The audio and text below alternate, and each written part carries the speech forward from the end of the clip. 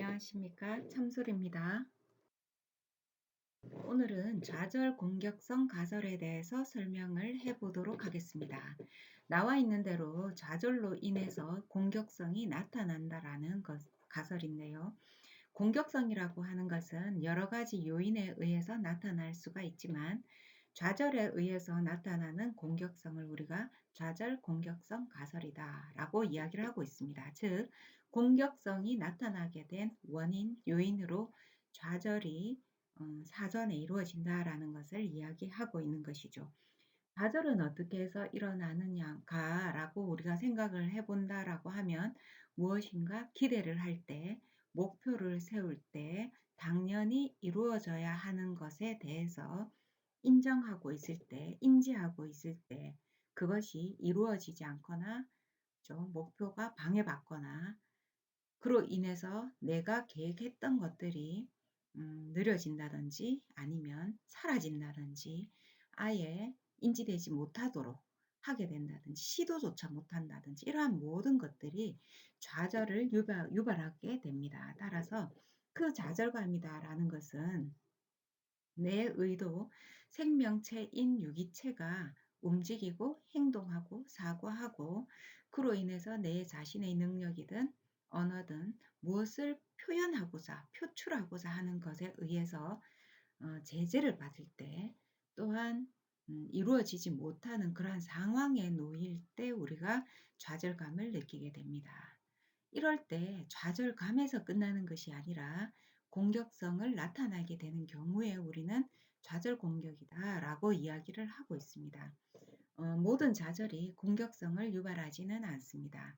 좌절감이 물론 긍정적으로 인식되거나 긍정적인 상황으로 변화될 가능성은 매우 낮죠. 그러나 낮지만 아니다라고 보지는 않습니다. 이 좌절감이 또 다른 성공의 기반이 되기도 하고 토대가 되기도 합니다.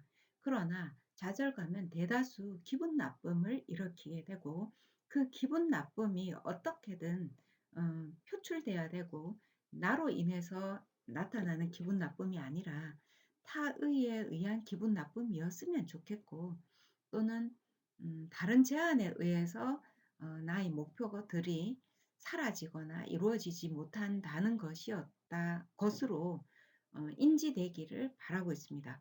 왜냐하면은 그것이 나에게로 귀인이 된다고 하면은 어트리뷰션이 나로 향한다라고 했을 때 이 좌절감은 더 크게 느껴지죠. 내 능력이 없어서 안 되었다라고 할 때 좌절감은 더 크게 느껴지기 때문에 이 좌절감을 완화하는 그러한 모습으로 흔히 우리가 타인 귀인하거나 타의 귀인하거나 사회적 상황을 귀인하거나 시간이나 공간, 터무니없는 것들로 우리가 귀인을 해 버리기도 합니다. 자, 그것은 일시적으로 나의 어떤 좌절 충격을 완화하고자 할 때 나타나는 것이죠. 자, 그러나 그것이 지속이 된다라고 하면은 문제를 유발하게 될 것입니다.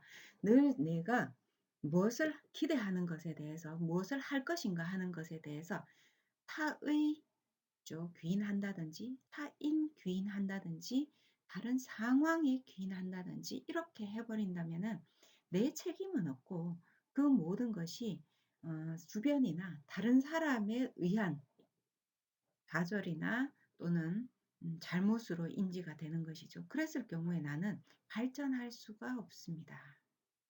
문제는 그래서 우리가 좌절감이 있을 때 음 타인 귀인을 할 수는 있지만 길지는 않아야 한다. 또는 그것이 빈번하지 않아야 된다. 매번 그렇지 않아야 된다라는 것을 알고 있습니다.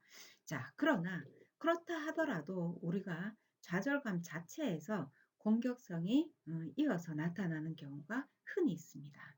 자, 그 공격성은 타의에 의한 공격성일 수도 있고 타인을 향한 공격성일 수도 있고 사회에 대한 불만인 공격성일 수도 있고 언어적 공격성이 될 가능성이 크겠죠. 자, 그다음 내 자신에 대한 공격성으로 나타나기도 합니다. 그래서 좌절했을 경우에 외부로 공격성이 나타나는가 내부로 공격성이 나타나는가에 따라 그다음 양상은 한이하게 달라진다. 이렇게 우리가 추론해 볼 수 있는 것이죠. 타의 외부로 공격성이 나타날 경우에는 폭력이라든지 사회적으로 어떤 용인되지 못하는 행동 이런 것들로 나타날 가능성이 있습니다. 그러나 이 좌절 공격성이 나 자신으로 향할 때 여러분 상상을 해 보시면 내 자신의 자존감을 공격하게 될 것이고 내 자신의 능력을 공격하게 될 것이고 내가 지금까지 쌓아온 업적 이런 것들을 공격하게 될 가능성이 높아지게 됩니다. 자, 그럴 때 우리는 어쨌든 이 공격성으로 인해서 다양한 문제를 나타나게 되고 그것을 지속적으로 이어가지 않는 것이 더 중요하다라고 이 시점에서 볼 수 있는 것이죠. 좌절 공격이 나타나는 건 어떠한 면에서는 매우 자연스러운 현상입니다. 그러나 그 정도가 심각하지 않고 지속적이지 않아야 한다라는 것을 말할 수 있는 거죠. 자, 오늘은 좌절 공격성 가설에 대해서 이야기를 나눠 봤는데요. 자, 다시 한번 정리를 한다면은 좌절감으로 인해서 공격적 성향이 증가되고 그 결과로 행동으로 공격성이 나타나게 될 가능성이 있다라는 것이 바로 좌절 공격성 가설입니다.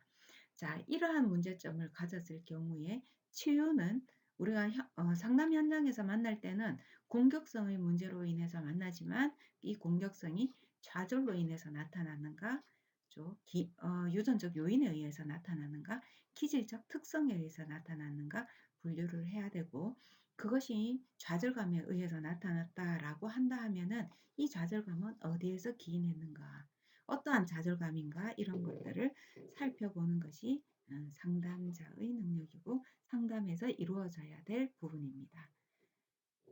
자, 오늘은 frustration, aggression, hypothesis에 대해서 이야기를 나누어 보았습니다.